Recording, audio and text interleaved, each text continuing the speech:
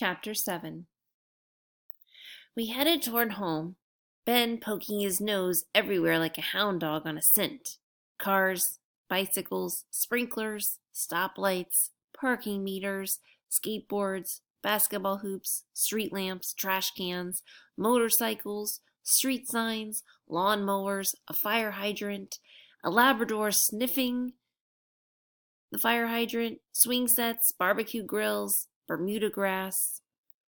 Across Tremont Street, two girls pointed at him and laughed. A passing car slowed and honked. A man carrying grocery bags stared. "Can we hurry it along?" I asked. "Haste makes a waste," said Ben. We turned the corner. Rolling Hills Elementary came into view. "Is this where you attend school, lad?" asked Ben. "We both go here," Olive butted in. "I'm going into second grade." "You both go? Boys and girls? Together?" Ben raised his eyebrows. "In my day, only boys attend school. Girls are taught at home." Olive made a face. "That stinks." "I'm curious," Ben went on. "Do boys and girls learn the same subjects? Latin, geography, diction?" "Math, science, reading," I said. "Social studies." "Swimming," added Olive. "That's day camp, not school," I corrected her. "So what? I'm learning it, aren't I?" She turned to Ben. "Someday I'm going to be as good a swimmer as a mermaid princess Aquamarina." "Swimming lessons?"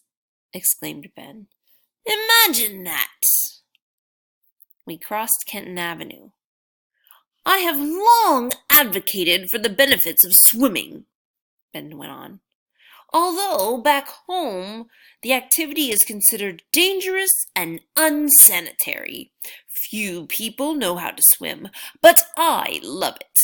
I once even considered starting my own swimming school." "You swim?" I asked Ben. Ben didn't exactly look like an athlete. "Miles at a time," he replied. "I taught myself as a boy from a book called The Art of Swimming. Besides the basic strokes, I learned a number of tricks." He smiled. "And I invented a few of my own." As he continued to talk, pictures started popping into my mind. "My father made and sold soap and candles on Hanover Street in the city of Boston. I, too, worked at the shop. It was a hot and stinky business. Is it any wonder I was forever running away, pulling off, stripping down, and splashing into Mill Pond where I could splash, swim, and observe. Swim and do tricks. Swim and think. I did my best pondering in the water. One day, I pondered ducks. Webbed feet! How efficiently they move the bird through the water. Would I move that efficiently if I had webbed feet? Let the experiment be made! My first attempts were not successful, but I did not feel discouraged. Energy and persistence conquer all things. Ta-da! Splash! They worked. For a while, my wrists grew sore and my arms ached. What I needed was 2 pairs of paddles. Splash! They worked. For a while, but soon my wrists and ankles ached. If not entirely successful, the experiment had been made, and I had learned that my invention, let us call them swim fins, did increase speed, if rather uncomfortably. "You know what we should do?" cried Olive when Ben finished. "Ugh, geez. Uh-oh. No way. She better not say it." "Let's go swimming." She said it. And then she took off down the sidewalk. Chapter 8. The three of us stood outside the tall fence that surrounded the community pool. But from the other side came the sounds of splashing and laughter and the sharp tweet of the lifeguards' whistles. Ben peeked over the chain links. "A pond made especially for swimming. What an extraordinary idea!" he exclaimed. "It's called a swimming pool," said Olive. "And we're not going in," I said. "We're absolutely not swimming." "Why not?" asked Olive. I pointed at Ben. Time travel? Return trip? Famous dead guy? Does any of that ring a bell? "But I want to swim with Ben," she whined. I tried a different argument. "You're not wearing a bathing suit." "Sure I am. See?" Olive lifted her t-shirt to reveal her sparkly purple one-piece underneath. "Mermaids always wear their bathing suits." "Oh, what a coincidence," said Ben. "So do I. During hot summer months, I prefer to don my bathing garment rather than underclothes. One never knows, after all, when one may be struck with the urge to strip off one's clothing and plunge into the water." Olive nodded. "I know, right?" "One must be prepared for every opportunity," said Ben. "Totally," agreed Olive. "Oh, brother." Olive went around to the entrance. We followed. The bored teenager at the front desk didn't bother to look up from her phone. "Pass." "Right here," said Olive. She pulled it out of her back pocket. "Olive and Nolan Stanberry, and one guest." I guess mermaids always carry their pool passes, too. Still ogling her phone, the teenager waved us in. "Meet you on the other side," said Olive, as she headed into the girls' locker room. Ben and I went into the boys'. Maybe, I hoped, without his goofy colonial clothes, no one would recognize him. Maybe he'd look like any other old guy in a bathing suit. "Oh, this is a jolly lark," said Ben, as he kicked off his buckled shoes and peeled off his knee-high stockings. I wrinkled my nose. Here's a fact you won't find in the history books. Benjamin Franklin had stinky feet. Oh, and knobbly knees. He stripped down to his bathing garment. My mouth fell open. His trunks, if you could call them that, had flowers on them, big red flowers, and, that wasn't the worst part, they reached to his knees and were trimmed in lace. Inch-wide, roughly, lace. It made his suit look like a pair of ladies' long underwear. Ben saw me staring. "My wife, Deborah, sewed this to my exact specifications," he said, patting his pot belly. "I'm pleased to say it's waterproof and seam tight." "Boy, am I glad to hear that," I said. We padded out to the pool area. Everyone was there. And when I say everyone, I mean everyone. About 1 million kids from school were splashing, diving, and floating around in inflatable rings. Brian Galladay and a couple of other guys from my class were goofing around by the showers, snapping towels at one another, and basically acting like dorks. When they saw Ben, they stopped. One of the guys pointed, and they all started laughing. "Hey, Stanberry!" C.J. McCabe called from the concession line. "What's the matter? You forget to wear your tablecloth?" The two girls standing behind him started to giggle. "This is all your fault," I said to Olive, who had emerged from the locker room. "They're just meanies." She dropped her pile of clothes next to Ben's on a lounge chair. All eyes were on Ben as he and Olive headed for the water. Oblivious to the pointing and staring, he stood at the pool's edge. He did a series of knee bends, down, then up, with a great big gusts of breath and lots of creaking joints. "For the blood, Nolan!" he shouted to where I sat hunched on the lounge chair, "and for the muscles." I could feel my reputation plunging toward geekdom with every knee bend. Behind me, the guys snickered. Next, Ben windmilled his arms above his head.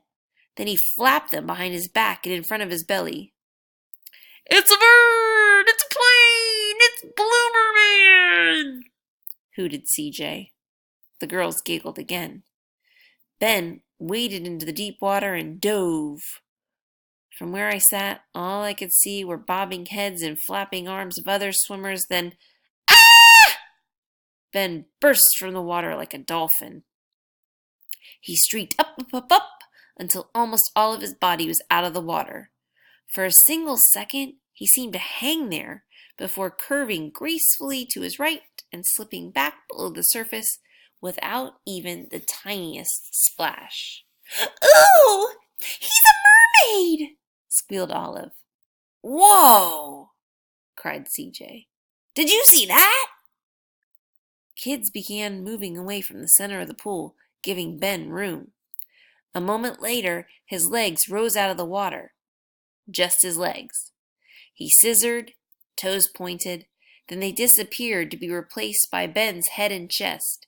He spiraled, his arms held gracefully above his head.